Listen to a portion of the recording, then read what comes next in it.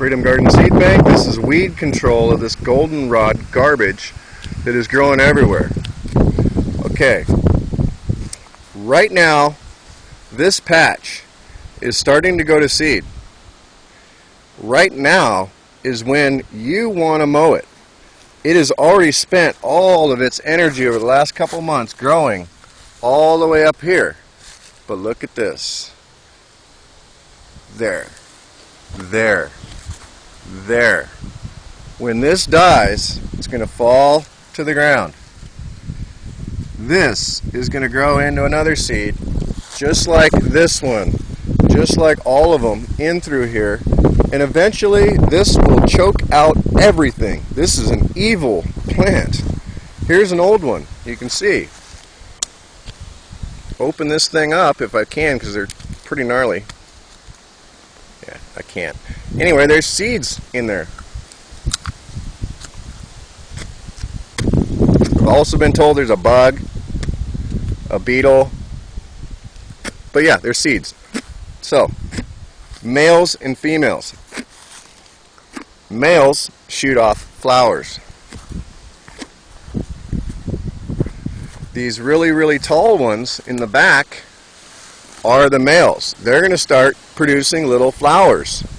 The pollen from that flower is going to fall and land on the other ones and pollinate them, which is going to continue to propagate this stuff like crazy.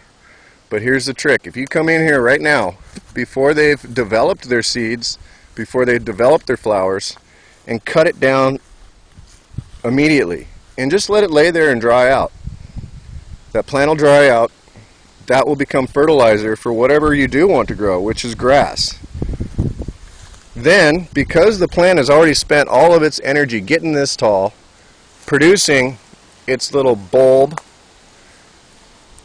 it is out of energy. It's done. It has to die and propagate now.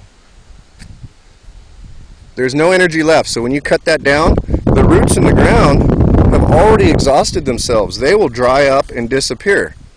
So you can go into any field with this stuff growing, and by timing it properly, cutting it down at the right time, and then mowing it with just a regular ride-on mower, they won't come back. They'll disappear, and then all the native grasses, like this wonderful little hay field here, will take over, because when you mow it over and over and over, that goldenrod junk doesn't get tall enough to flower or reseed and do what it does. This is what all the farmers in the area have been fighting their whole lives. This will choke everything out. But the good thing is, it's really easy to kill. If you simply don't even pay attention to the seeding or whatever, the reason I recommend doing it that way is because then you guarantee the roots down below are already half dead, because they're supporting this 4-foot tall plant. They can't start over. It's too late. It's too hot. They'll die. They will not reseed. And next year you'll have half as many. Again, let them get this big, then cut them down. After 2 or 3 years, you will not see this stuff anymore. And what they did for you is they rototilled the ground below for you. They've already taken and returned nitrogen and put fertilizer into the ground. So once you get rid of this goldenrod, underneath, 2-3 years later, voila, you have a perfect field without any goldenrod in sight.